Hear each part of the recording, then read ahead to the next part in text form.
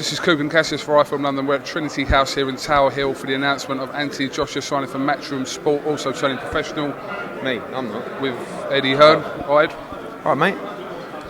Yeah, sorry about the thing about the suits, but everyone's commenting about Twitter now, saying that clash of the waistcoats, that's what they're calling it. It was. I turned up at Anthony's house this morning. I thought, you've totally outdone me there. I look more like a poor man's Jimmy White. No, look like I'm going out of the crucible. But he's a very smart man, sharp dresser. Might have some competition. This has been ongoing for a while. Can you just tell us a little bit about how long the deal was for? The deal is 3 years with Anthony Joshua. In terms of the negotiation period, we've been talking for 10 months. You know, he came to see us about 10 months ago. I could tell that Anthony Joshua is a very deep thinker. And when you're a deep thinker, it's really important you make the right decision. So I told him to go out and meet everybody, which he did. And he come back to us. So, you know, I'm satisfied now that he's clear in his mind that he's made the right decision. And, you know, I can't wait for this journey. I mean, I was just listening to him talking. I was looking around the room and people were just thinking, we got something very special here. You know, I think he's got the mechanics, the attributes, the minerals to go on and be a fantastic heavyweight fighter. And we've got to do the right things to make that happen. Yeah, I actually heard that you were telling him to actually go and speak to people and go and find out what's on offer. Not a bit dangerous doing that? Listen, I'm that confident this is the right place for him. And again, I'm not the kind of person that's going to turn up outside your house and phone you 20 times a day. You're going to do what you want to do. Matchroom is the best place for any young fighter to be right now. You know, especially if you're in the UK, obviously. And, you know, but I told him, go and meet all the promoters, sit down, learn the game, look at the offers. And some offers we looked at together. You know, and as always in boxing, some offers are real and some aren't. So you've got to filter out the bullshit and make the right decision. And he's come back and he's made the best decision he could have possibly made. You know, and we're going to give him every chance to progress. He's got a wonderful platform on Sky Sports that are going to get behind him, you know, make him a huge star. And I can't wait for this journey, you know, a real diamond in Anthony Joshua that we just got to keep polishing and turn him into what I believe he can be. The show on the 5th of October at the O2, these names that are written across here obviously are the plan for the moment. Have you got any plans to add any more names to this? Yeah, we will do. I mean, Kevin Mitchell's going to be in a great fight. We're trying to make it at the moment. Lee Selby's going to fight against Ryan Walsh to win his Lonsdale belt outright. Waddy Camacho's going to be in a big fight. So's Larry Eckendale. Martin J. Ward's on the card as well. Anthony's cousin, Benny Amy, the cruiserweight, making his debut. And we'll add some other Matchroom fighters as well. So it's going to be a huge show, you know. And listen, people like the hardcore fans will say, as they did in Hull, oh, you can't make this fight top of the bill. He's a star attraction here. You know what I mean? The reason we had 8,000 people in Hull was primarily for Luke Campbell. And the reason we'll have 10,000 people here is primarily for Anthony Joshua. He won a gold medal on terrestrial TV. This is a huge, huge name. So, and this is the perfect platform. What better platform than the O2 to start this journey? Okay. Can you make any comment on the speculation online yesterday that Kell Brook is fighting Senchenko? Listen, Senchenko is someone that we're talking to. You know, yes, it's likely that will get announced in due course. You know, you live and learn in this sport. And after my interview with Carson Jones, when I said, you know, we've got a big name signed, Senchenko is a big name. He's a former world champion who ended Ricky Hatton's career. To the hardcore fans, Robert Guerrero or Victor Ortiz or even Josecito Lopez might be a bigger name. You know, to the casuals, this has got a much better story. He is a high-quality fighter, certainly the biggest test Kell Brook's ever had in his career. If people don't think it's a great fight, we'll see how we do on the night. Tune in to Sheffield Arena and tell me how it looks. It's going to be a sellout. Can you understand why some fans would be disappointed about Kell Brook fighting Senchenko? Not really. I mean, you know, look at the guy. He's former world champion. If people can't understand why this is a great fight for Kell Brook, then I don't, you know, I mean, listen, I've had so much stick over Twitter in the last 24 hours. People have got to understand, when this news broke, I'm not going to release the news about Kell Brook when I've got Sky and other media outlets saying, you know, well, here we go. We knew this was coming. Well, I haven't appeared. Hello. You've got to go. Hello. Hang on, let me in. This is Gareth Davies, who writes for the Times, by the way. Times, isn't it? Is it Times or the Guardian you write for? Congratulations, Eddie. Congratulations. Yeah, have you been asked any decent questions by Cassius? Not really. KUGAN CASSIUS, Really, yeah. what aftershow Yeah. do I wear? And where do I get my he's still doing the brotherly love thing, is he? How did you find your little one-on-one with Anthony? Anthony Joshua is highly impressive, and I think I hate using the word commodity in sports, but I think you're looking at a guy who within 16 to 18 months could easily be the hottest commercial commodity in boxing outside Manny Pacquiao and Floyd Mayweather, genuinely. And what I think is amazing about him is that he's. I know you want to give me a job as a promoter every time we speak like this, but what's brilliant? That's because you're standing next to him, though, isn't it? No, what's brilliant about him is sometimes you speak to Anthony, he's like a blank canvas, but he absorbs everything like a sponge. And I just think he's a fascinating character. We all grew very close to him during the Olympics. We went through the kind of emotions and the pressures. He's got it all. He's got it all. And more than ever, he's just a fighter as well. I think it's brilliant. And he's the final linchpin in your stable, really, isn't he? Anyway, thank you and good night. Thank you, mate. I think you should mention me in the Telegraph in your next column. Congratulations on your appearance on Sky, Young Reporter of the Year. No. Junior, was it? No. It's the Reporter of the Year. Or Video Journalist of the Year, wasn't it? Just Reporter of the Year. Reporter of the Year. Yeah. But what have you ever written? Okay. I'll actually go and do work. At this point, You're not a proper. It's not proper. I'm not a proper journalist. No, not like you, Gareth. Well, I know you go everywhere. I'm a proper journalist today because I'm wearing a T-shirt. But I do like the get-up. Okay. I do like the get-up. Where was the dinner last night? Or tonight? I don't know. Same place that you were cooking. Right, Gareth Davies. Cheers. Thank you. Come in. Another video bomb from Gareth Davies. So Kell, Brook's opponent. The stick's been unbelievable, you know. But people got to understand, when this news comes out, you don't just break other news when your broadcasters and news outlets say, no, we don't want that yet, you know. And obviously the Bellew news come out this morning, so we'll probably announce this afternoon, but it could be tomorrow morning, depending on when's the right time. And the right time's not just because a few people on Twitter say, we want to know. The right time is when it's right commercially. And I'm sorry if it's taken a few more days than I said it would. Okay. Public apology. Apologies to you, because I said you wouldn't have the arsehole to make Froch and Groves. You did make Froch and Groves under whatever circumstances they were, but you made it.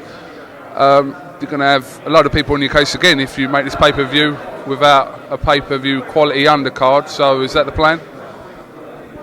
I haven't organised the date or the venue yet, so pay-per-view is not an immediate concern. What people have got to understand is I'm not an idiot and I'm a boxing fan.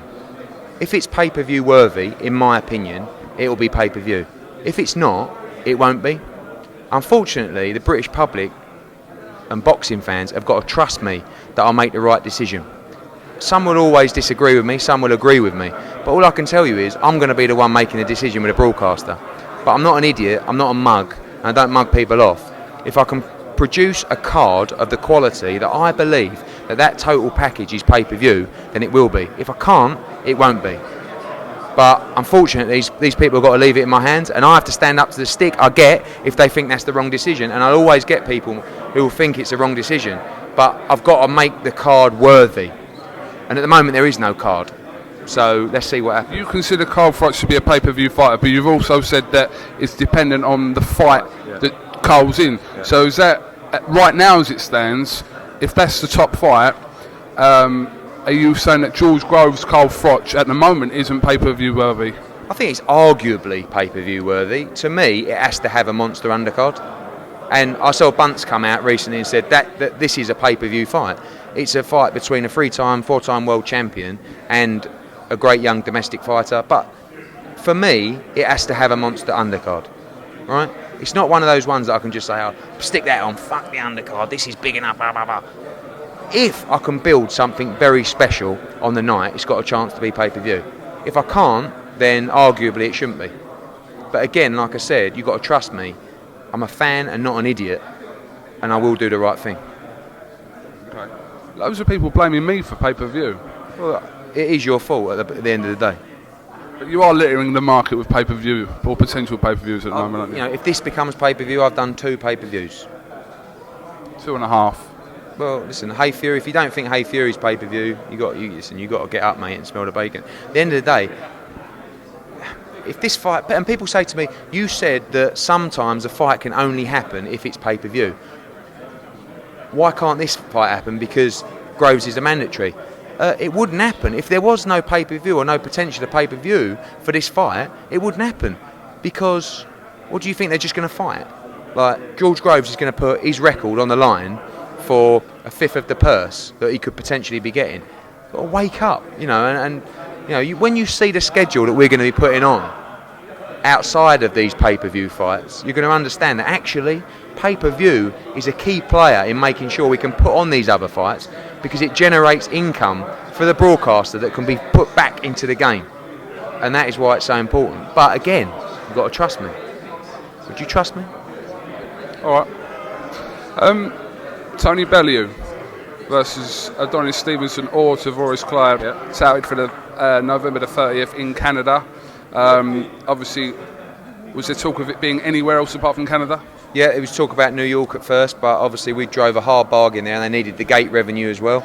Everyone's pleased with the deal. Tony gets his shot. The WBC have backed us. Both fighters are under contract to fight Tony Bellew before the end of the year. November the 30th is the touted date, and that is also Tony's birthday, which is great.